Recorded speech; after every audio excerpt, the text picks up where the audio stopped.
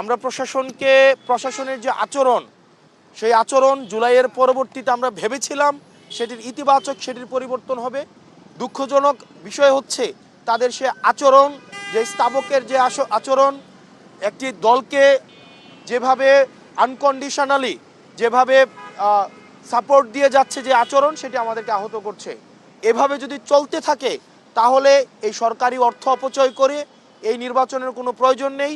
গণতন্ত্রের জন্য যেই লড়াই সংগ্রাম হয়েছে দীর্ঘ 17 বছর, বিএনপির নেতাকর্মীরা যেভাবে রাস্তায় নির্যাতিত হয়েছে, নিপীড়িত হয়েছে, এই প্রশাসনের নগ্ন আচরণকে যদি বিএনপি এন্টারটেইন করে তাহলে এই 17 বছরে যারা ইলিয়াস আলী থেকে শুরু করে যারা গুম হয়েছে, আজকের আমাদের শহীদ ওসমান হাদি পর্যন্ত যারা শহীদ হয়েছে, তাদের রক্তের প্রতি সেটি হচ্ছে অপমান করা হবে।